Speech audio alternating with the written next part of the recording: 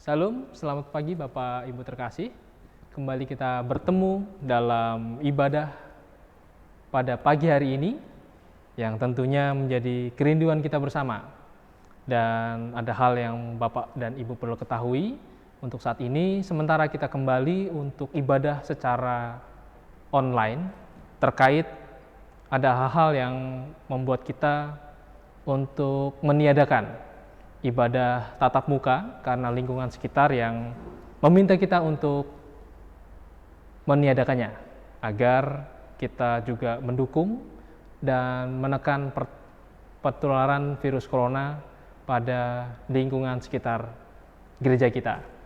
Namun kita tidak akan pernah surut semangat kita untuk memuji nama Tuhan yang hari ini kita akan nyanyikan, kita muji dan muliakan nama Tuhan.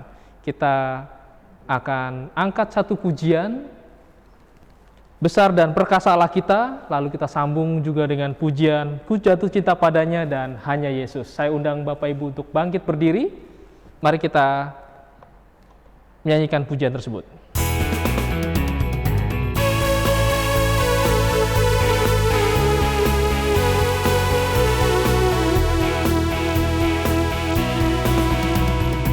Besar dan perkasa Allah kita, besar dan dahsyat Dia. Besar dan perkasa Allah kita, besar dan dahsyat Dia.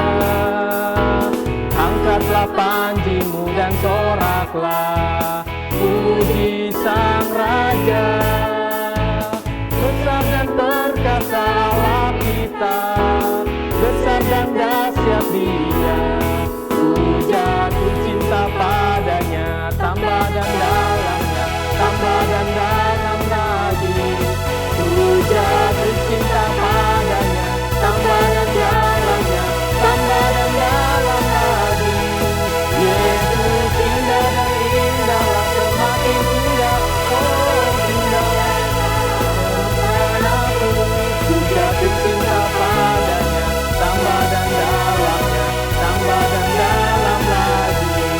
Hanya Yesus, hanya Yesus, hanya Yesus, pujaanku.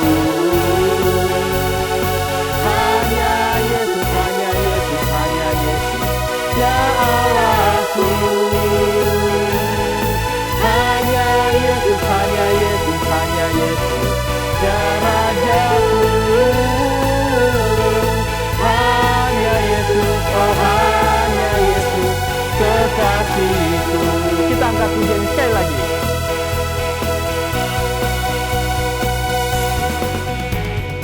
Besar dan perkasa Allah kita, besar dan dahsyat Dia. Besar dan perkasa Allah kita, besar dan dahsyat Dia. Angkatlah panjimu dan soraklah, puji Sang Raja. Besar dan perkasa Allah kita, besar dan dahsyat Dia. Ku jatuh cinta padanya, tambah dan dalam, tambah dan dalam lagi. Ku jatuh cinta padanya, tambah dan dalam, tambah dan dalam lagi. Yesus indah dan indah, semakin indah, oh cintanya sama Allah dan aku. Ku jatuh cinta padanya, tambah dan dalamnya, tambah dan dalam lagi. Hanya Yesus, hanya Yesus, hanya Yesus, pujaanku. Hanya Yesus, hanya Yesus, hanya Yesus, ya Allahku. Hanya Yesus, hanya Yesus, hanya Yesus, ya Rajaku. Hanya Yesus, oh hanya Yesus, kekasihku.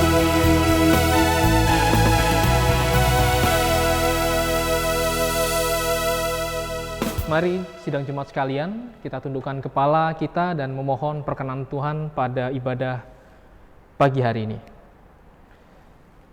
Bahwa sesungguhnya pertolongan dalam ibadah Minggu pagi hari ini datangnya dari pihak Tuhan yang menjadikan langit dan bumi, yang tidak pernah meninggalkan ciptaan tangannya. Turunlah atas kita sekalian anugerah dan damai sejahtera dari Allah Bapa, Putra, dan Roh Kudus. Amin. Dipersilakan untuk duduk kembali. Kita akan membuka Alkitab kita yang menjadi nats pembimbing pada Minggu pagi hari ini, terambil di dalam Roma pasalnya yang ketiga, ayatnya yang ke-25. Baik, saya akan bacakan bagi sidang jemaat sekaliannya. Kristus Yesus telah ditentukan Allah menjadi jalan pendamaian karena iman.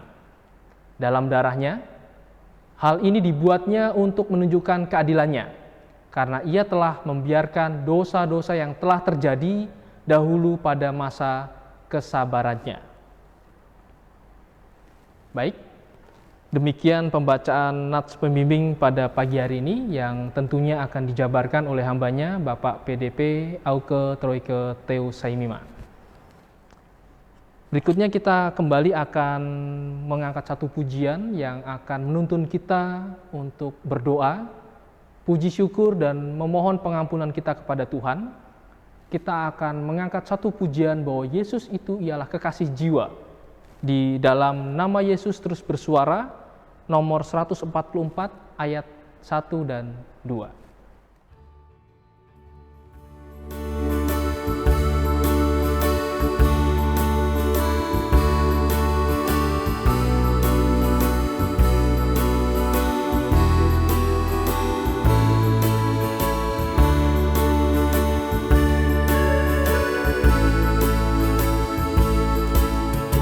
Kekasih jiwa dekatlah, mukalis kami Yesus, yang rasa berat tanggungannya dipanggil oleh Yesus. Para malam menyanyikan puji syukur pada Tuhan, dan tempat pun megahkan kekasihku Yesus. Baiknya yang kedua.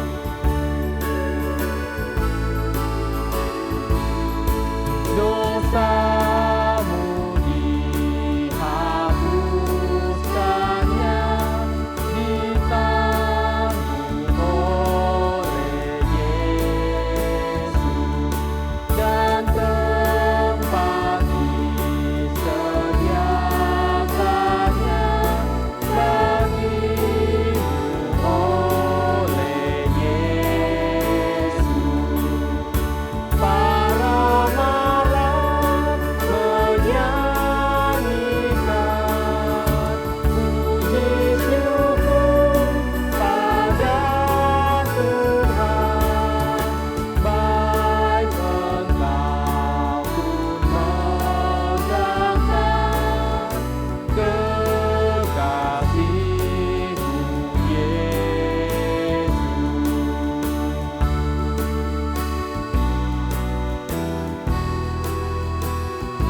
Mari kita bersatu dalam doa.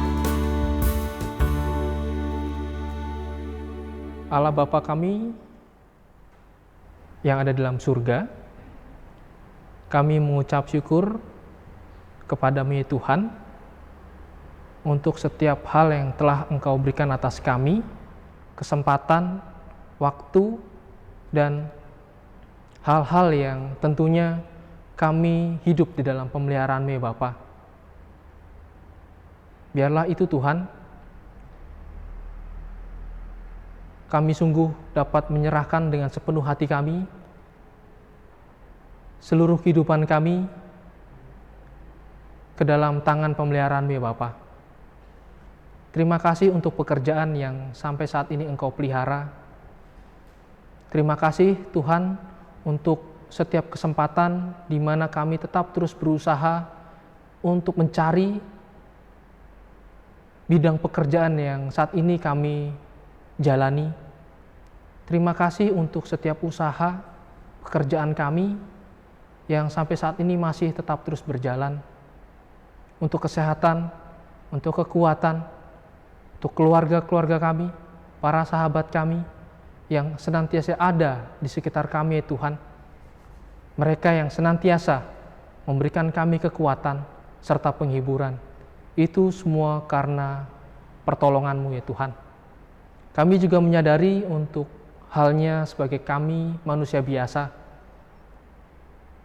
Kami manusia yang lemah, tidak sempurna. Mohon Tuhan, pintu pengampunan-Mu atas kami. Setiap tindakan, ucapan, bahkan pemikiran kami, ya Bapa, yang cenderung mengecewakan Engkau, ya Tuhan. Ampuni kami.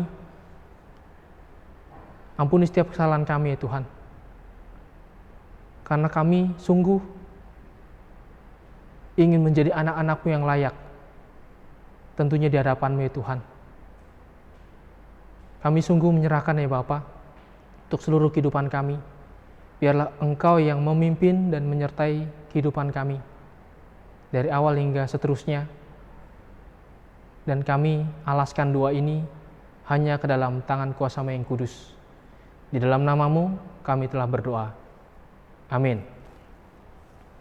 Baik, kembali kita akan membuka pembacaan firman Tuhan. Pembacaan Mazmur terambil di Mazmur pasalnya yang ke-37. Mazmur pasal 37, ayatnya dari 15 sampai ayatnya yang ke-20. Baik, untuk ganjil saya akan bacakan dan mohon kesediaan Bapak Ibu yang ada di rumah untuk membacakan ayat yang genap. Dan di ayatnya yang ke-20 kita akan membacakannya secara bersama-sama. Baik, kita akan mulai. Mazmur 37 ayat 15 sampai 20. Baik, kita akan mulai. Tetapi pedang mereka akan menikam dada mereka sendiri, dan busur mereka akan dipatahkan. Lebih baik yang sedikit pada orang benar daripada yang berlimpah-limpah pada orang fasik.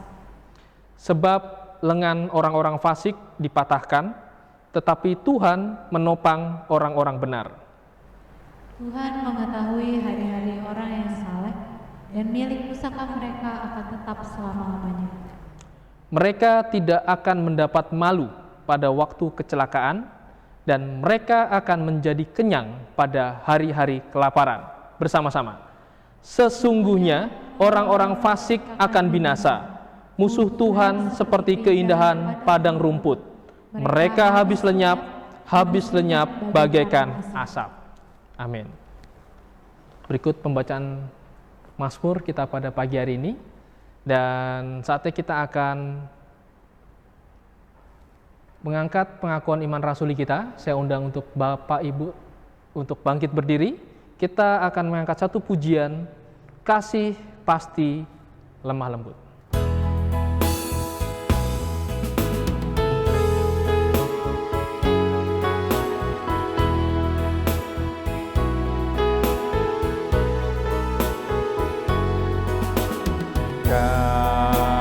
Kasih pasti lemah lembut, kasih pasti memaafkan, kasih pasti murah hati, kasih-Mu Tuhan. Ajarilah kami ini saling mengasihi, Ajarilah kami ini saling mengampuni. Ajarilah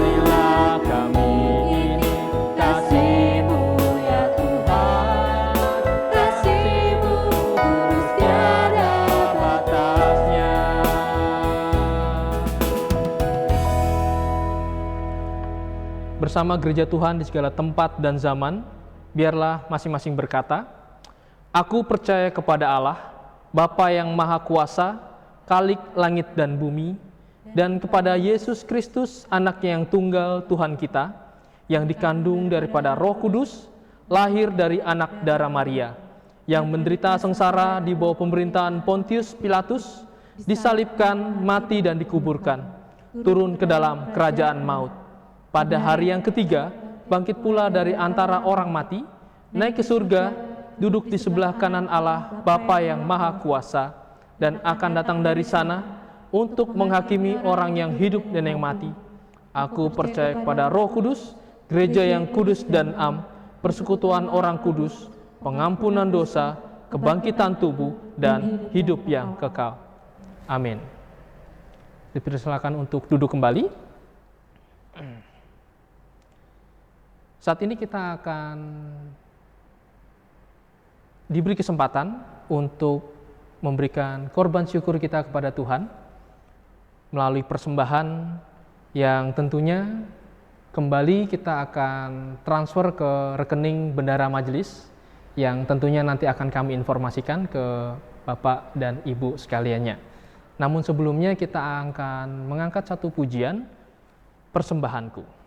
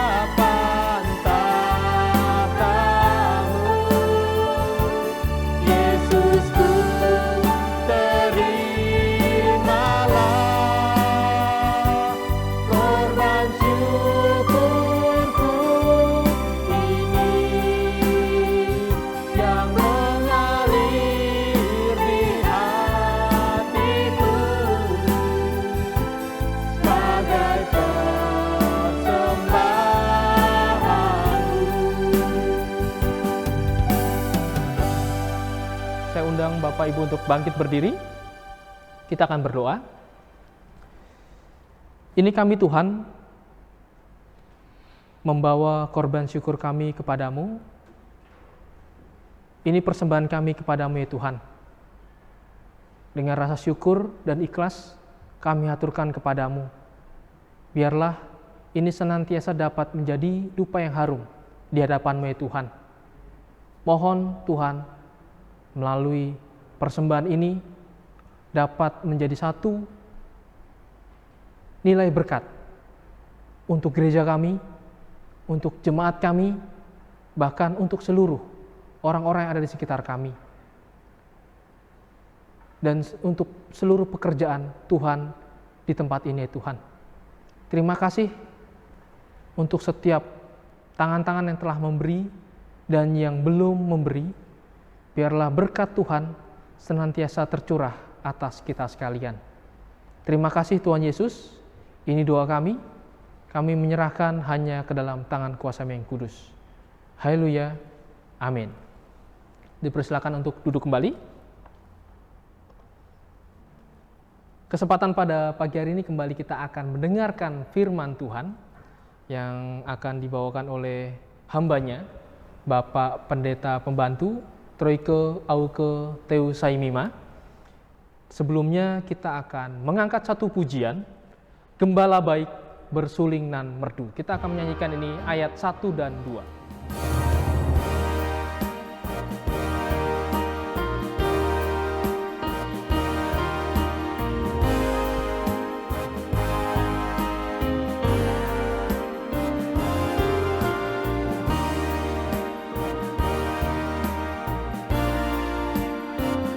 Gembala baik bersuling nan merdu, membimbing aku pada air tenang, dan membaringkan aku berteduh di padang rumput hijau berkenan.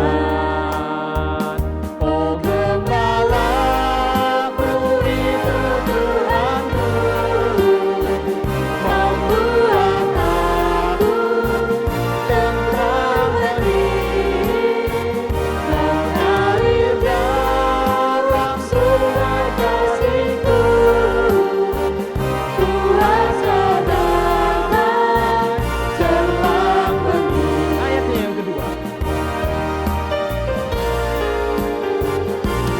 Kepada domba haus dan lesu, Gembala baik memberikan air segar, ke dalam hati haus dan sendu, diberinya air hidup yang benar.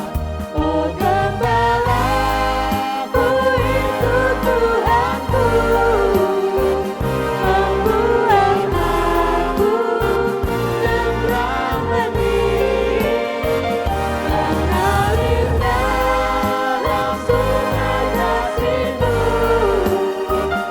Kuasa damai jelang bening. Oh gembalaku itu Tuhanku, membuat aku tenteram hening, mengalir dalam sungai kasih-Ku. Kuasa damai jelang bening.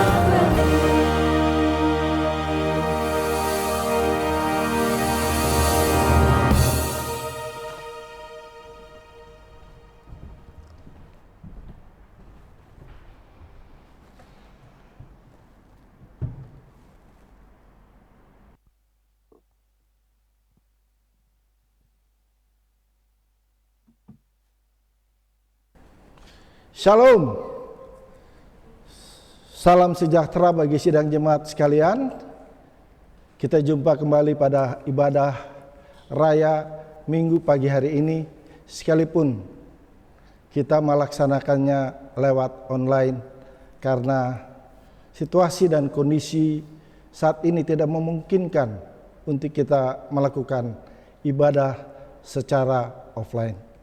Namun biarlah sekalipun melalui online, kita tetap bisa memuji Tuhan, dan lebih daripada itu, kita kembali dilawat oleh kebenaran firman Tuhan. Dan pada pagi hari ini, tema kita adalah hidup di atas pendamaian Kristus. Mari sebelum kita membaca dan merenungkan firman Tuhan, kita mohon pimpinan Roh Kudus untuk memimpin dan memampukan kita untuk mengerti apa maksud dan kehendak Tuhan lewat kebenaran firman Tuhan yang akan kita baca dan renungkan bersama. Mari kita berdoa. Bapa dalam surga, terima kasih Tuhan untuk pagi hari ini lagi, di mana Engkau masih berikan kami kekuatan, kesehatan, dan kesempatan untuk kembali dapat beribadah sekalipun melalui online, namun tidak mengurangi akan hikmat dan kebenaran firman Tuhan yang akan melawat kami lagi lewat ibadah secara online ini. Biarlah Roh Kudus-Mu sendiri memimpin akan setiap kami, jemaat-Mu, bahkan dia hamba-Mu yang pada pagi hari ini dipercayakan untuk boleh menyampaikan kebenaran firman Tuhan. Dan biarlah Tuhan Engkau memberkati akan tim broadcasting yang sudah mempersiapkan seluruh peralatan yang ada. Tuhan memberkati itu semua, sehingga dari awal sampai pada kesudahan penyampaian firman Tuhan ini dapat berjalan dengan baik, bahkan sampai mengakhiri akan ibadah ini pun semuanya dapat berjalan dengan baik. Berfirmanlah ya Tuhan, karena kami sudah siap untuk mendengarkan sabda-Mu lagi.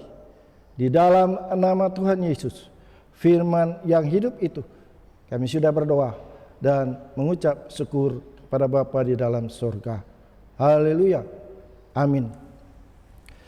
Baik, Bapak Ibu Saudaraku yang Tuhan Yesus kasihi, mari kita melihat satu bagian firman Tuhan yang sudah saya persiapkan di dalam perjanjian baru.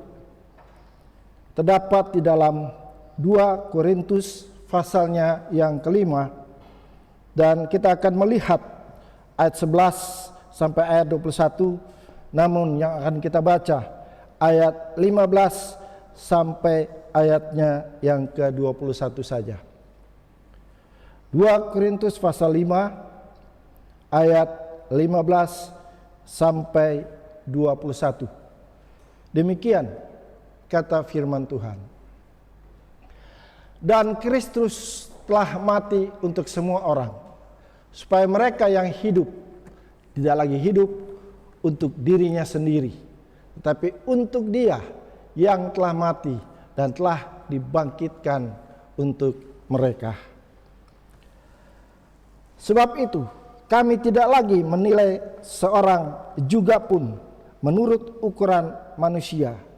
Dan jika kami pernah menilai Kristus menurut ukuran manusia, sekarang kami tidak lagi menilainya demikian. Jadi siapa yang ada di dalam Kristus, ia adalah ciptaan baru. Yang lama sudah berlalu, sesungguhnya yang baru sudah datang. Dan semuanya ini dari Allah, yang dengan perantaran Kristus telah mendamaikan kita dengan dirinya, dan telah mempercayakan pelayanan pendamaian itu kepada kami. Sebab Allah mendamaikan dunia dengan dirinya oleh Kristus dengan tidak memperhitungkan pelanggaran mereka. Ia telah mempercayakan berita pendamaian itu kepada kami. Jadi kami ini adalah utusan Kristus, seakan-akan Allah menasihati kamu dengan perantaran kami. Dalam nama Kristus kami meminta kepadamu, berilah dirimu didamaikan dengan Allah. Dia yang tidak mengenal dosa telah dibuatnya menjadi dosa karena kita, supaya di dalam Dia kita dibenarkan oleh Allah. Sampai sekian jauh pembacaan firman Tuhan. Amin. Bapak Ibu saudara-saudaraku yang Tuhan Yesus kasihi, sekali lagi tema pada minggu pagi hari ini adalah hidup di atas pendamaian Kristus. Melalui tema ini ada 3 hal yang harus kita lakukan. Yang pertama, hidup di atas pendamaian Kristus. Kita harus berdamai dengan diri sendiri. Itu yang pertama. Bapak Ibu saudara-saudaraku yang Tuhan Yesus kasihi, yang ada di rumah. Siapa orang yang terus menerus berada bersama kita? Siapa orang yang punya hubungan paling lama dengan kita? Apakah dia ibu, ayah, saudara sekandung, istri, suami, anak, ataupun sahabat? Tentu bukan. Orang yang paling lama berhubungan dengan kita adalah diri kita sendiri. Sepanjang usia melalui segala susah dan senang, ia berada bersama dengan kita. Oleh sebab itu, sungguh perlu kita punya hubungan yang baik dengan diri kita sendiri.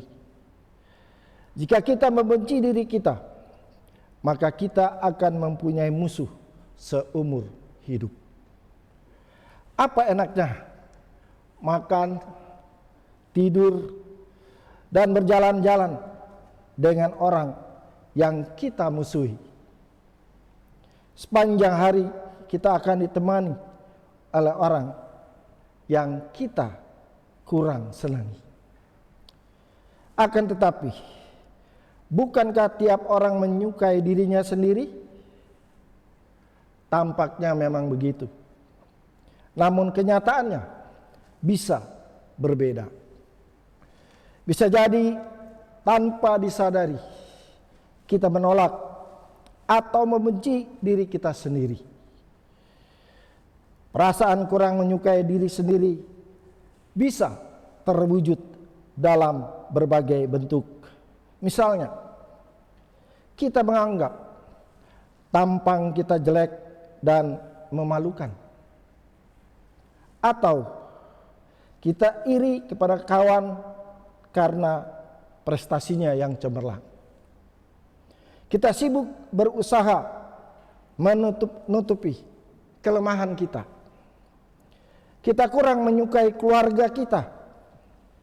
Kita tidak betah di rumah. Tiap pagi kita enggan untuk berangkat bekerja. Kita ingin sering berganti pekerjaan. Semua itu mungkin pertanda kita kurang menyukai diri sendiri. Apakah persoalan ini dapat kita atasi? Tentu saja bisa. Dengan atau tanpa bantuan profesional, kita sendirilah yang pertama-tama harus memahami duduk perkaranya satu demi satu, lalu mulai melakukan langkah konkret. Bapak Ibu, saudara-saudaraku yang Tuhan Yesus kasihi yang berada di rumah. Misalnya kita sering merasa minder, sehingga mudah iri terhadap kawan atau teman. Mungkin penyebabnya adalah karena kita memasang patokan atau sasaran yang terlalu tinggi. Kalau begitu, kita perlu bersikap lebih realistis kepada diri sendiri, lalu mengurangi akan tuntutan tadi. Atau mungkin kita dihantui oleh kesalahan pada masa lalu ketika kita masih remaja. Kita melakukan sebuah perbuatan yang memalukan. Akibatnya sekarang, tiap kali terjadi sesuatu kegagalan, kita menganggap diri kita dihukum oleh Tuhan atas dosa kita. Kita merasa dikutuk dan kita pun gelisah. Memang Tuhan menghendaki kita berbuat benar dan baik. Namun Tuhan tidak pernah mengutuk siapapun. Yesus saja sudah mengampuni kesalahan kita. Mengapa kita masih terus menyiksa diri dengan perasaan bersalah itu?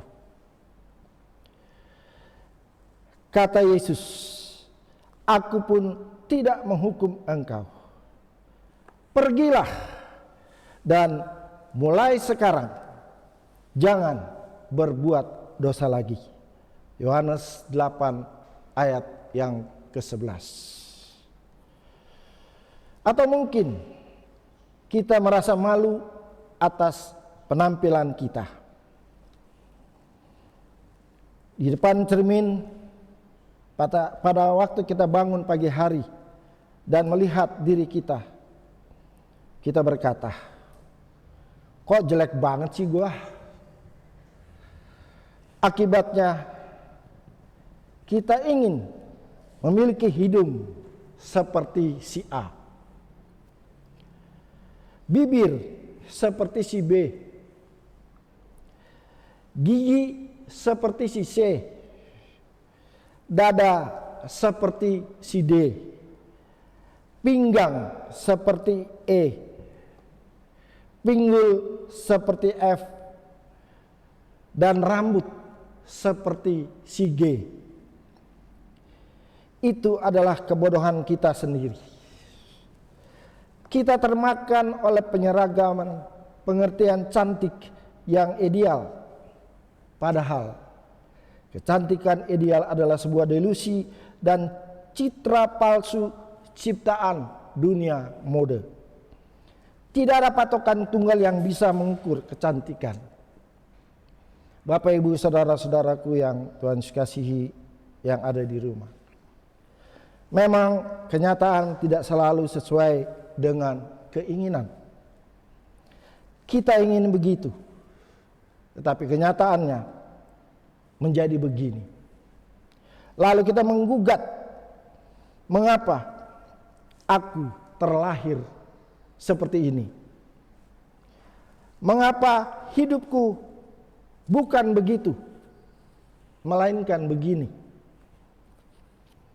Akan tetapi tidak ada orang yang kenyataan hidupnya selalu sesuai dengan keinginannya. Mempersalahkan kenyataan tidak akan mengubah kenyataan. Daripada menyesali kenyataan, lebih baik kita menerima kenyataan lalu menjadikan hidup kita berbuah berdasarkan kenyataan itu.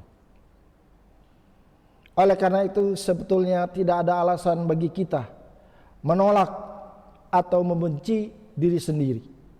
Apa faedahnya menyesali dan mengomeli diri sendiri? Tidak ada faedahnya sama sekali.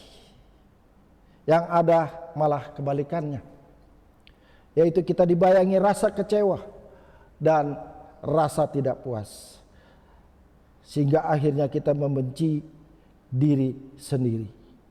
Padahal diri kita ada bukan untuk dibenci, melainkan untuk dicintai.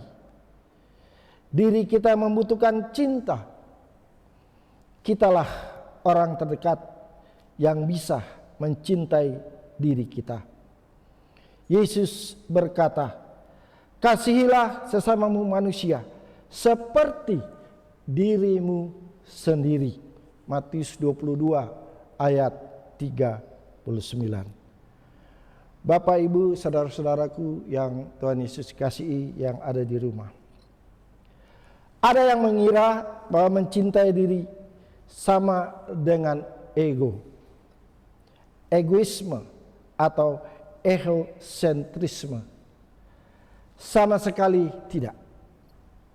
Ego adalah kesadaran diri kita yang unik sebagai individu. Egoisme adalah sikap yang terlalu memikirkan dan mementingkan diri sendiri. Sedangkan egosentrisme adalah ketidakmampuan melihat dari sudut pandang orang lain atau pihak lain. Namun ketiga hal itu tidak ada kaitannya dengan perkara membenci atau mencintai diri sendiri.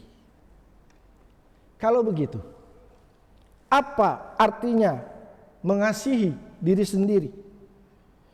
Mengasihi diri sendiri adalah berdamai dengan diri sendiri. Ramah dan menyukai diri sendiri. Tidak menyesali, mengomeli dan menghukum diri sendiri. bangga akan keunggulan, namun memaklumi kelemahan diri, mau memaafkan diri, puas dengan prestasi hidup dan karya kita, mengagumi tiap hasil kerja kita sehari-hari, mensyukuri kesehatan dan keberhasilan, namun ikhlas menerima penyakit dan keterpurukan, menyukai sanak saudara dan teman, betah dengan tempat tinggal dan lingkungan, bekerja, makan, olahraga, dan tidur secara teratur, melindungi diri dari penyakit dan celaka, menjaga keseimbangan atau kesibukan dan keteduhan, nyaman dengan penampilan kita. Semua itu pertanda bahwa kita hidup damai dengan diri kita sendiri. Buah Roh Kristus adalah mengasihi, dan itu termasuk mengasihi diri sendiri. Bapak, Ibu, saudara-saudaraku yang Tuhan Yesus kasihi yang ada di rumah. Oleh sebab itu, besok jika Bapak, Ibu, saudara-saudari bangun tidur, berdirilah di depan cermin, janganlah cemberut, tersenyumlah sejenak, dan itu pertanda kita damai dengan diri sendiri. Akan tetapi senyumnya cukup sejenak saja, karena jika senyumnya terlalu lama, itu akan menjadi pertanda lain lagi. Tentunya Bapak Ibu Saudara pasti tahu dong, ada strip di sini. Itulah hal yang pertama. Dan hal yang kedua, hidup di atas pendamaian Kristus. Kita harus memberi diri untuk didamaikan. Bapak, Ibu, saudara-saudaraku yang Tuhan Yesus kasihi, kita enggan bertegur sapa dengan teman kita. Kita beku hubungan dengan saudara kandung. Kita sering jengkel pada diri sendiri, benci dan memusuhi. Begitulah kita hidup. Namun kita sering berusaha lalu ingin berdamai. Kita mau berbaikan kembali. Jadi berdamai itu suatu perbuatan aktif. Begitulah anggapan kita. Akan tetapi Rasul Paulus punya anggapan lain. Kalau begitu, apakah menurut Paulus berdamai itu merupakan perbuatan pasif? Jangan kita begitu cepat menarik kesimpulan. Lebih baik kita baca dulu apa yang ditulis oleh Paulus. Tulisnya, berilah dirimu didamaikan. 2 Korintus 5 ayat yang ke-20b. Atau supaya jelas kita lihat dulu rangkaian kalimatnya. Di atasnya tertulis, Kristus telah mendamaikan kita dengan dirinya. Allah mendamaikan dunia dengan dirinya oleh Kristus. Berilah dirimu didamaikan dengan Allah. Ayat 18 sampai ayat yang ke-20. Sekarang perhatikanlah anak kalimat kita.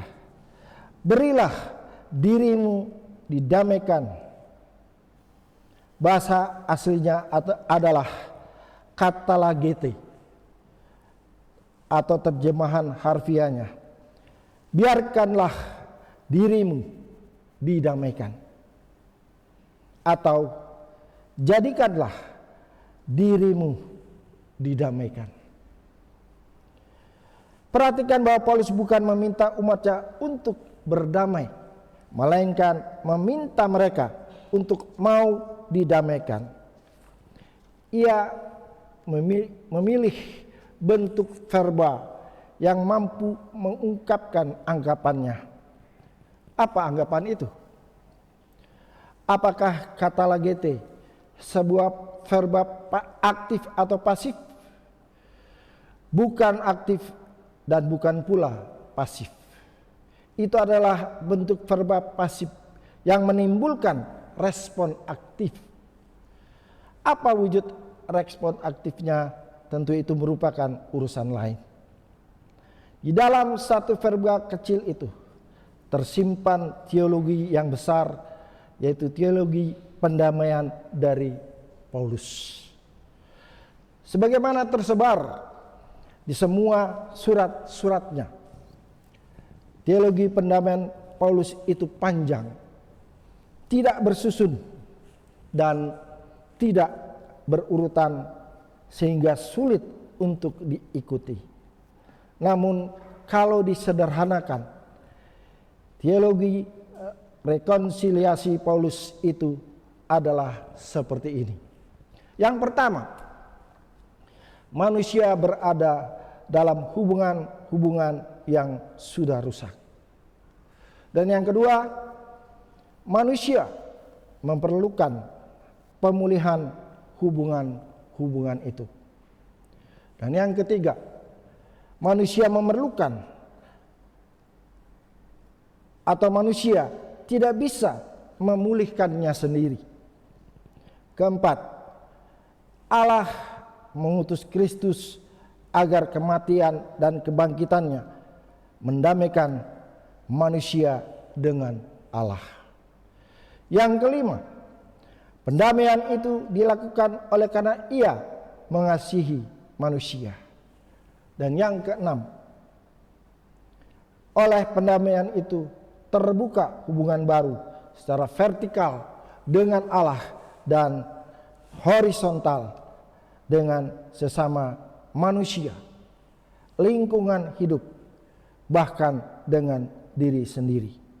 Dan yang ketujuh, pendamaian itu bukan hasil doa, puasa, atau amal manusia, melainkan pemberian cuma-cuma yang ditawarkan oleh Allah kepada manusia. Bapak, Ibu, saudara-saudaraku yang Tuhan Yesus kasih. Jadi di sini ada tawaran. Sebuah tawaran bisa ditolak atau diterima. Namun Paulus meminta kita menerima tawaran itu. Katanya, berilah dirimu didamaikan. Siapa yang mendamaikan? Yaitu Kristus. Siapa yang didamaikan? Manusia. Didamaikan dengan siapa? Tentu dengan Allah. Hati-hati jangan terbalik. Kadang-kadang dalam khotbah dan nyanyian dikatakan bahwa Kristus mendamaikan Allah dengan manusia. Itu terbalik. Kristus bukan mendamaikan Allah dengan manusia, melainkan manusia dengan Allah. Karena yang retak hubungan dan perlu pemulihan bukanlah pihak Allah, melainkan pihak kita sebagai manusia. Bapak, Ibu, saudara-saudaraku yang Tuhan Yesus kasihi. Jika kita didamaikan dengan Allah, maka kita pun hidup damai dengan segala pihak. Baik itu keluarga kita, tetangga, bangsa lain, agama lain, bahkan hewan, hutan, sungai, dan segala makhluk. Dan terutama juga dengan diri kita sendiri. Akan tetapi itu bukan terjadi begitu saja, melainkan melalui banyak itikat dari pihak kita. Kita tidak bisa pasif, tetapi perlu proaktif. Ingat tadi kata lagete adalah bentuk verba pasif yang menimbulkan respon aktif. Itikat aktif yang pertama adalah mau didamaikan atau menerima tawaran untuk didamaikan. Maka itu Rasul Paulus menulis, berilah dirimu didamaikan. Dengan kata lain, terimalah tawaran untuk berdamai. Bapak Ibu saudara-saudaraku yang Tuhan Yesus, itulah yang kedua. Dan yang ketiga, hidup di atas pendamaian Kristus. Kita harus membawa damai melalui hidup kita. Bapak Ibu saudara-saudaraku yang Tuhan Yesus kasihi, ketika mendengar melayani atau pelayanan, apa yang langsung kita bayangkan? Mungkin kita membayangkan bersibuk-sibuk seperti mengikuti rapat, membantu bakti sosial, mengajar sekolah minggu, menjadi singer, menjadi pemain musik, mengunjungi orang sakit, bahkan menjadi panitia ini dan panitia itu. Semua kesibukan itu memang pelayanan. Dan kalau itu yang kita bayangkan, maka ada satu jenis pelayanan lain yang kita lupakan. Pelayanan apakah itu? Paulus menulis, dari Allah yang dengan perantaran Kristus telah mendamaikan kita dengan dirinya dan telah mempercayakan pelayanan pendamaian itu kepada kami. 2 Korintus 5 ayat yang ke-18. Jenis pelayanan yang kita lupakan tadi adalah pelayanan pendamaian. Bapak Ibu saudara-saudaraku yang Tuhan Yesus kasihi, apa arti pelayanan pendamaian itu?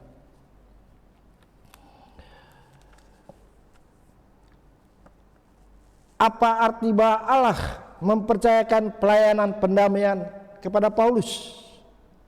Lebih sulit lagi, apa artinya kalau kita juga dipercaya menjadi pelayan pendamaian? Apakah itu berarti bahwa kita harus memberitakan Injil tentang Kristus yang telah mendamaikan manusia dengan Allah?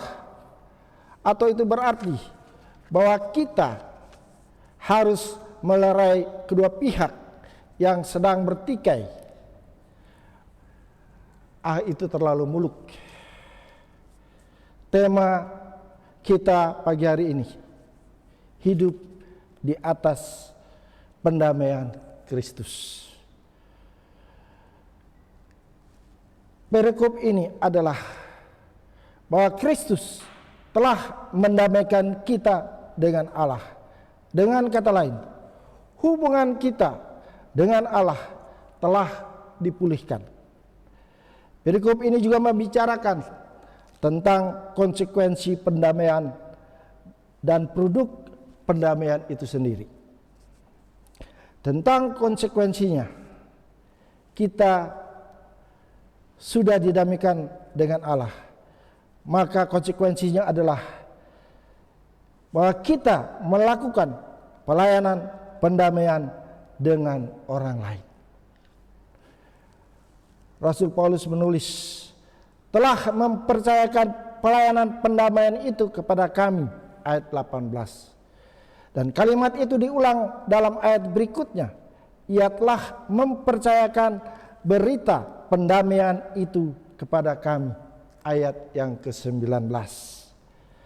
Meskipun dalam kedua kalimat ini dipakai kata ganti kami, yang berarti Paulus beserta timnya, Namun dalam keseluruhan teologi Paulus dapat diimplikasikan bahwa yang dipercayakan pelayanan pendamaian itu bukan hanya para rasul, melainkan kita semua sebagai orang percaya, saudara-saudara dan saya. Lagi pula promomina humeis dalam bahasa Yunani bisa berarti baik kami maupun kita. Kita semua telah didamaikan dengan Allah, sehingga konsekuensinya kita semua dipanggil untuk menjadi pelayan pendamaian. Bapak, Ibu, saudara-saudaraku yang kekasih, pendamaian dengan Allah juga menghasilkan beberapa produk. Melalui pembacaan kita ayat 15 sampai 20, ini memperlihatkan 3 produk. Dan produk yang pertama ini memperlihatkan jadi siapa yang ada di dalam Kristus, ia adalah ciptaan baru. Yang lama sudah berlalu, sesungguhnya yang baru sudah datang. Ayat 17. Kita yang didamaikan dengan Allah diciptakan kembali atau dilahirkan kembali. Kehidupan lama diganti dengan kehidupan yang baru. Produk yang kedua, arah sikap dan arah perhatian kita juga berubah. Tertulis, tidak lagi hidup untuk dirinya sendiri, tetapi untuk Dia. Ayat 15. Orientasi sikap dan orientasi perhatian kita pun berubah. Di sini terjadi reorientasi. Semula hanya hidup untuk diri sendiri, sekarang hidup untuk Kristus. Dalam teologi Paulus, hubungan vertikal selalu terkait dengan hubungan horizontal. Jadi orang yang sudah didamaikan dengan Allah bukan hanya memikirkan dirinya sendiri, melainkan juga memikirkan kepentingan orang lain. Hidup untuk Kristus juga berarti hidup untuk orang lain. Dan produk yang ketiga, cara pandang kita pun berubah. Tertulis, sebab itu kami tidak lagi menilai seorang pun menurut ukuran manusia. Ayat 16. Perhatikan paralelisasi dari ayat ini antara sebab itu kami tidak lagi dengan sekarang kami tidak lagi. Semula kita memandang orang lain dengan prasangka, kecurigaan atau sebelah mata. Sekarang kita memandang orang dengan penghargaan. Di sini terjadi revisi. Kita melihat orang lain dengan visi yang baru. Kita tidak lagi menghakimi orang lain. Orang lain bukan lagi sasaran kebencian, kedengkian, dan iri hati. Ketiga produk ini adalah buah Roh Kristus. Itulah implikasi dan produk-produk yang dihasilkan oleh pendamaian antara kita dengan Allah. Kita didamaikan dengan Allah dan konsekuensinya adalah bahwa kita dijadikan pelayan pendamaian. Bapak, Ibu, saudaraku yang kekasih di dalam Yesus Kristus yang ada di rumah, kita dijadikan pelayan pendamaian, maka itu berarti hidup kita yang lama berganti dengan yang baru. Oleh karena hidup kita berganti, maka kita pun bukan lagi cuma peduli pada diri sendiri, melainkan juga peduli kepada orang lain. Peduli orang lain berarti tidak menebar benci, tetapi menebar kedamaian untuk orang lain. Konkretnya, tidak menimbulkan rasa benci terhadap orang, kelompok, ataupun golongan tertentu, tidak menghakimi orang yang berorientasi religius, ideologis, ataupun seksual yang berbeda. Pelayanan pendamaian adalah mendatangkan damai. Mendatangkan damai adalah mendatangkan bahagia. Ketika menyebut aspek-aspek dari bahagia, Yesus menyebut mendatangkan damai atau membawa damai. Bapak, Ibu, saudara-saudaraku yang Tuhan Yesus kasihi. Seringkali bayangan kita bahwa bahagia adalah memiliki ini dan itu. Orang yang berbahagia adalah orang yang kemana-mana membawa dompet tebal, membawa kartu kredit, bukan cuma satu, melainkan setumpuk, membawa dan memakai tas yang bermerek. Akan tetapi, menurut Yesus, yang berbahagia bukanlah mereka yang membawa ini dan itu. Katanya, berbahagialah orang yang membawa damai. Matius 5 ayat 9. Yang berbahagia adalah yang membawa damai. Dan itulah pelayanan pendamaian, yaitu membawa dompet. Oh maaf, saya keselu lidah. Pelayanan pendamaian yaitu membawa damai. Bapak, Ibu, saudara-saudaraku yang Tuhan Yesus kasihi. Pertanyaan kepada kita semua, Bapak, Ibu, saudara dan saya, sebaik dan sejauh apakah Bapak, Ibu, saudara dan saya sudah memenuhi tugas kita sebagai utusan Kristus untuk melaksanakan tugas pelayanan pendamaian itu? Mari kita lihat apa yang dikatakan oleh nats pembimbing kita. Roma 3 ayat 25. Kristus Yesus telah ditentukan Allah menjadi jalan pendamaian karena iman dalam darahnya. Hal ini dibuatnya untuk menunjukkan keadilannya, karena ia telah membiarkan dosa-dosa yang telah terjadi dahulu pada masa kesabarannya. Ayat ini dengan tegas mengatakan bahwa Yesus Kristus adalah pendamaian. Dan itu berarti salib juga adalah pendamaian. Firman Tuhan di dalam Kolose 1 ayat 20 berkata, dan oleh dialah ia memperdamaikan segala sesuatu dengan dirinya, baik yang ada di bumi maupun yang ada di sorga. Sesudah ia mengadakan pendamaian oleh darah salib Kristus. Artinya Bapak, Ibu, saudara, kematian Kristus di kayu salib memberikan jalan bagi semua orang untuk datang kepada Allah.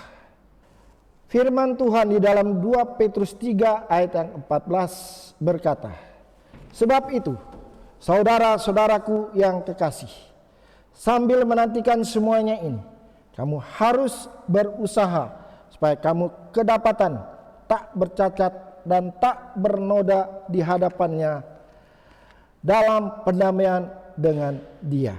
Artinya, Bapak, Ibu, saudara dan saya, kita hendaknya tidak menjadi malas dan puas diri karena Kristus belum datang kembali. Sebaliknya, kita harus hidup dengan harapan yang penuh kerinduan akan kedatangannya. Dan seperti itulah seharusnya saudara dan saya hidup setiap hari dengan melakukan pelayanan pendamaian bagi setiap orang. Bapak, Ibu, saudara-saudaraku yang Tuhan Yesus kasihi. Sekali lagi pertanyaan bagi kita. Sebaik atau sejauh apakah Bapak, Ibu, Saudara sudah melakukan tugas sebagai utusan Kristus melaksanakan tugas pendamaian itu? Kalau kita mau melakukannya, maka Tuhan akan memberikan upah. Apakah upahnya? Yang pertama, kita akan disebut orang yang berbahagia karena Allah sangat mengasihi orang yang membawa damai. Dan yang kedua, kita akan melihat Allah dan akan disebut sebagai anak-anak Allah. Ibrani 12 ayat 9 sampai 29. Dan yang ketiga, kita akan memiliki hikmat yang benar. Yakobus 3 ayat 13 sampai 18. Oleh sebab itu, Bapak, Ibu, saudara-saudaraku yang Tuhan Yesus, pada akhirnya kita dipanggil untuk mewartakan berita pendamaian itu kepada setiap orang. Bukankah Matius 28 ayat 19 sampai 20 memerintahkan kita untuk melakukan hal itu, yaitu menjadikan semua bangsa menjadi murid Kristus. Firman Tuhan berkata bahwa dunia sedang menantikan orang-orang yang mau membawa kabar baik. Dan itu terdapat di dalam Yesaya 52 ayatnya yang ke-7 yang berkata, betapa indahnya kelihatan dari puncak bukit-bukit kedatangan pembawa berita yang mengabarkan berita damai dan memberitakan kabar baik, yang mengabarkan berita selamat dan berkata kepada Sion, Allahmu itu Raja. Ayat ini menegaskan betapa baiknya dan indahnya kalau kita datang sebagai pembawa berita, karena tugas itulah yang diletakkan Allah di atas pundak Bapak, Ibu, Saudara dan saya. Tuhan memberkati kita dengan firman-Nya. Amin.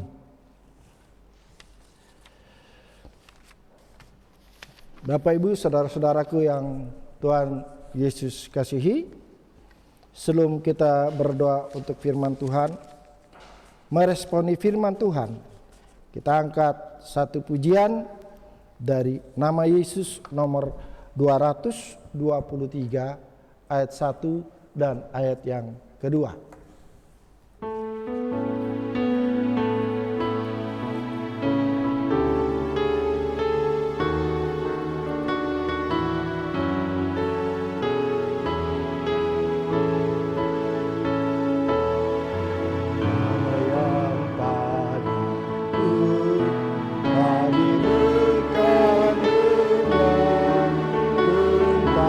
Dapat dirampas.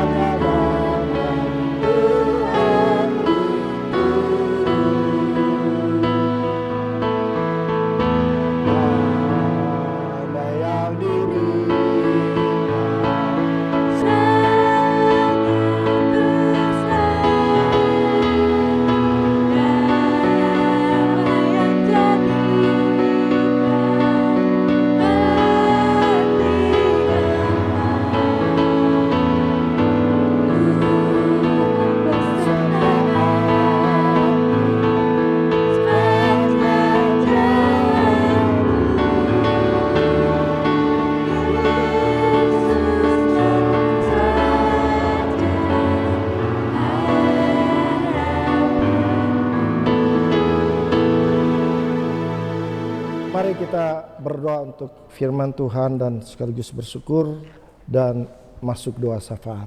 Kita berdoa. Bapa dalam surga, saat ini hamba-Mu sudah berhenti berbicara. Namun bila Roh Kudus-Mu terus berbicara dan mengingatkan kepada kami. Kami bersyukur Tuhan untuk kasih dan kebaikan-Mu yang sudah menamaikan kami dengan dirinya melalui Yesus Kristus, Putra Tunggal-Mu itu. Dan kami memohon pimpinan melalui kuasa Roh-Mu yang kudus untuk memampukan kami melakukan pelayanan pendamaian kepada semua orang. Dan memohon kepada-Mu Tuhan, memampukan mereka yang sudah kami layani, agar supaya mengenal Engkau lebih sungguh lagi, dan akhirnya mereka juga bisa menyalurkan damai sejahtera itu kepada orang lain lagi, dan nama Tuhan boleh dipermuliakan melalui itu semuanya. Bapa dalam surga, pada kesempatan ini kami juga mau menyerahkan akan jemaat kami yang dalam kesakitan ataupun dalam pemulihan mereka. Di sana ada Pak Susan Krismawan, ada Ibu Yani Rambe, dan yang lain-lain yang kami tidak dapat sebutkan satu persatu, namun Engkau mengetahui akan keberadaan akan jemaat kami. Dan oleh sebab itu kami mohon belas kasihan Tuhan, lawatan Tuhan yang cukup kepada mereka Tuhan, sehingga mereka memperoleh kekuatan, bahkan kepulihan yang datangnya daripada Tuhan sendiri. Kami terus berdoa menyahkan kegiatan-kegiatan yang ada di gereja kami, khususnya ibadah minggu seperti pada pagi hari ini yang kembali kami lakukan secara online. Bila Tuhan, Engkau terus melindungi akan jemaat-Mu sehingga COVID-19 yang semakin memakan banyak korban ini tidak mengena kepada jemaat kami, karena malaikat Tuhan yang berpasukan itu melindungi mereka, bahkan keluar masuk setiap anak-anak-Mu. Mereka menjaga dan melindungi daripada virus COVID-19. Berdoa bagi kegiatan komisi yang ada, komisi wanita, komisi pria, muda-mudi, bahkan juga lansia serta sekolah minggu. Berkati mereka Tuhan sebagai badan pengurus, sebagai majelis, sebagai pelayan-pelayan Tuhan, dari gembala sidang, para pekerja yang ada. Persatukan mereka melalui kuasa Roh-Mu yang kudus, sehingga sungguh-sungguh menjalankan tanggung jawab pelayanan ini dengan baik dan semata-mata melakukan semuanya itu bagi hormat dan kemuliaan bagi nama Tuhan saja. Bapa, kami terus berdoa bagi bangsa dan negara kami, khususnya pemimpin yang tertinggi sampai yang terendah di dalam menghadapi dan mencari solusi untuk pandemi COVID-19 ini. Berikan hikmat-Mu kepada mereka Tuhan, sehingga yang terbaiklah yang mereka lakukan. Berikan juga kepada seluruh rakyat Indonesia untuk melakukan protokol kesehatan, sehingga tidak memperbanyak lagi korban yang berjatuhan karena COVID-19. Menyerahkan tim dokter, para juru rawat, tim medis maupun non medis yang terus berupaya untuk memulihkan mereka yang terkena COVID-19. Tutup bungkus mereka juga Tuhan, sehingga mereka sendiri tidak terkena COVID-19. Bapa, kami menyerahkan akan bangsa kami yang di beberapa daerah terjadi musibah.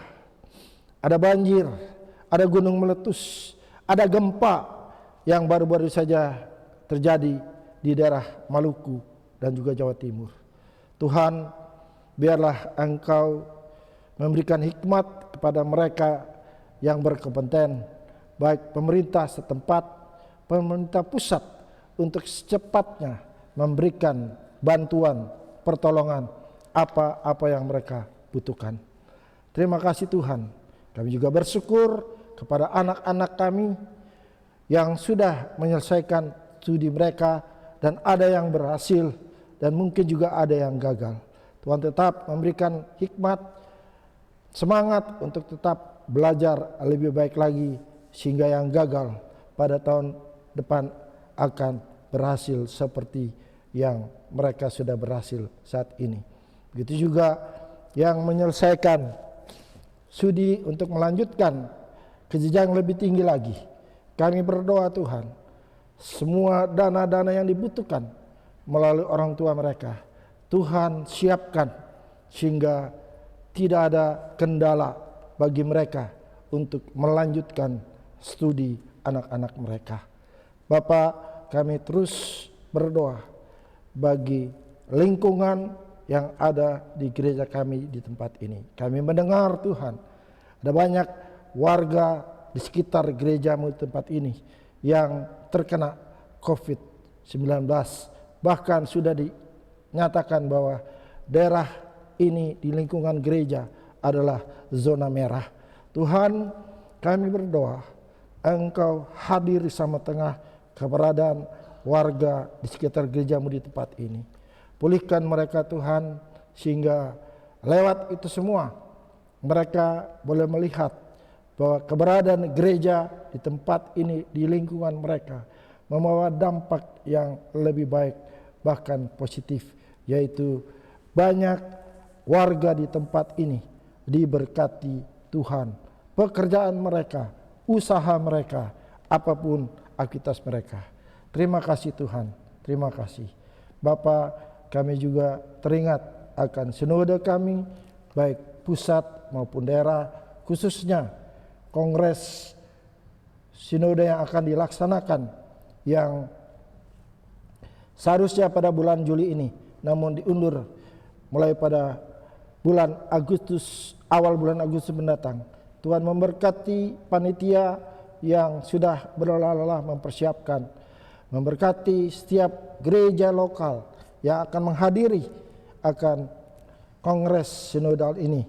Dan biarlah Tuhan tutup bungkus mereka semua, sehingga satupun mereka tidak terkena COVID-19, bahkan bisa menyelesaikan kongres ini dengan baik dan membawa hasil yang terbaik untuk gereja lokal mereka masing-masing.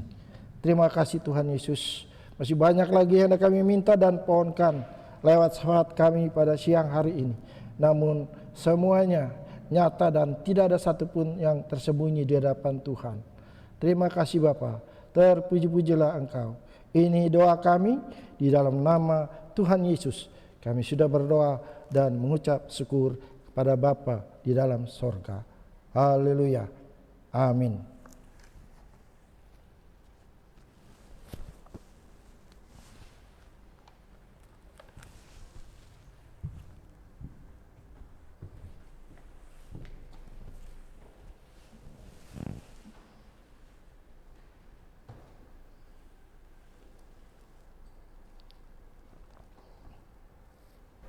Shalom Bapak Ibu terkasih, biarlah melalui firman Tuhan yang disampaikan oleh hambanya dapat menjadi satu pendamaian atas seluruh kehidupan kita.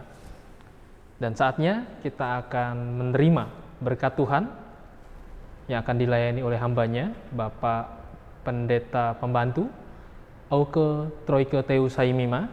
Sebelumnya kita angkat satu pujian sekali ulang, Damai yang ada padaku. Nama Yesus bersuara nomor 223 ayat 1 dan 2.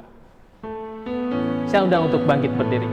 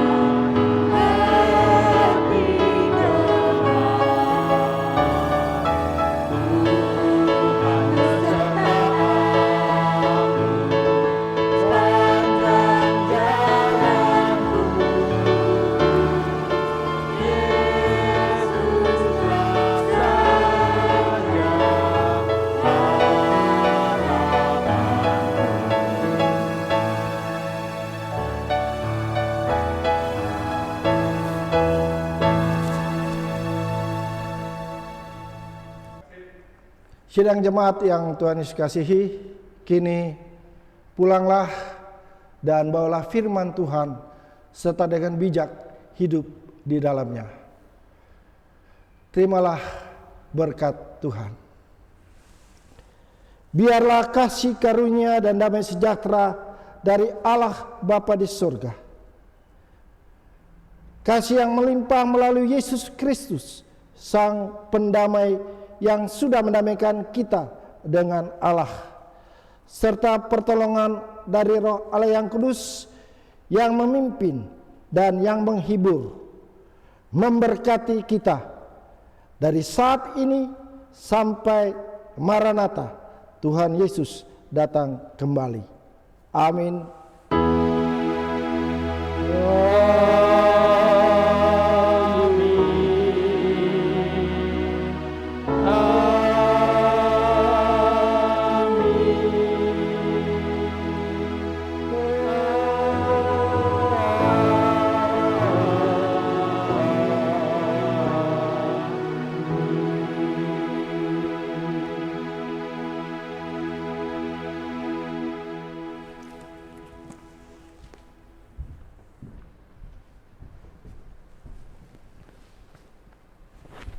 Dipersilakan untuk duduk kembali. Mohon waktunya sejenak karena ada beberapa hal-hal informasi yang akan disampaikan melalui pengumuman warta gereja berikut ini. Petugas ibadah Minggu tanggal 27 Juni 2021, firman Tuhan akan dilayani oleh Bapak Pendeta Yefta Urip Santoso. Pembawa pujian atau liturgi akan dilayani oleh Bapak Diaken Z. Ferdinand Latekai. Berikut mengenai metode persembahan pada ibadah raya Minggu, kita himpun melalui transfer ke nomor rekening bendahara majelis. Berikut nomornya sudah kami cantumkan. Untuk kegiatan komisi-komisi, komisi muda-mudi diadakan secara online pada hari Minggu, hari ini, tepatnya tanggal 20 Juni 2021, pada pukul 14.00 atau jam 2 sore. Acara di dalamnya ada games, liturgos Saudara Abraham, pembicara Richard Sefran. Komisi wanita, ibadah dilaksanakan secara online, dilaksanakan setiap hari Selasa, tanggal 22 Juni 2021, pukul 18.00 atau jam 6 sore. Acara di dalamnya ialah renungan. Untuk mohon kesediaan sebagai pelayan pujian atau liturgi Ibu Sherly Suhanda dan pembicara Bapak PDP Theo Saimima. Berikutnya untuk informasi penyerahan anak, kembali kami informasikan kepada Bapak Ibu yang sedianya ingin mengikuti prosesi penyerahan anak, harap segera menghubungi Sekretaris Majelis. Berita sukacita atau berita pemberkatan nikah kudus, bila dikehendaki Tuhan, akan dilaksanakan pemberkatan nikah kudus pada hari Sabtu, tanggal 3 Juli 2021, dengan mempelai Saudari Novelina Latui Hamalo dan Saudara Sri Sugiarto. Bila mana dari jemaat-jemaat terkasih ada yang keberatan dengan rencana pemberkatan nikah kudus tersebut, dipersilakan untuk dapat menghubungi pihak majelis. Doa fajar online setiap hari Sabtu jam 5 pagi sampai jam 6 pagi, mengundang seluruh jemaat yang rindu untuk kita bersama-sama untuk menaikkan doa, menjadikan pokok-pokok doa kita bersama-sama. Kita doakan, mohon kehadirannya dengan cara online, bisa mengakses di link Google Meet yang terlampir atau yang tertera di layar televisi Anda. dan atau bisa menghubungi pihak simisi, Diaken Rita Elizar atau Ibu Francisca Theodora Prakoso. Di sini komitmen dana misi 2021 kembali kami umumkan dan informasikan kepada seluruh jemaat yang memiliki kerinduan, yang ingin membantu kepada Pos PI. Saat ini kita GKN Betania memiliki kesempatan untuk melayani atau memberikan pelayanan kita kepada 2 Pos PI di Ringinsari, Boyolali, dan di Batu Malang. Jadi di sini terlampir bila jemaat terkasih ingin memberikan dana atau komitmen dana misi, bisa langsung mentransfer ke rekening BCA Majelis sebagai penampung. Terima kasih. Baik, kami Majelis mengucapkan selamat berulang tahun selama 1 minggu ke depan. Di sini ada beberapa nama-nama yang terlampir. Kami mengucapkan selamat ulang tahun bagi Bapak, Ibu, Saudara maupun Saudari. Biar Tuhan Yesus memberkati. Terima kasih. Baik, Bapak Ibu, kembali kita akan pulang ke rumah tangga kita masing-masing. Kita akan tutup dengan satu pujian, Tuhan mau sertai hamba.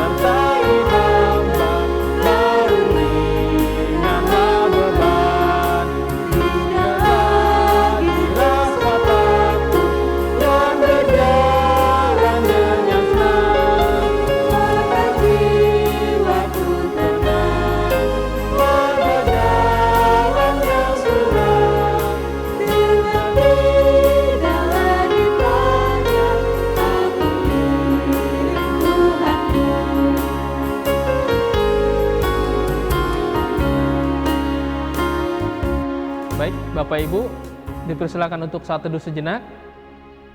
Tuhan Yesus memberkati. Jangan lupa 5M untuk tetap dijalankan. Terima kasih. Selamat hari Minggu.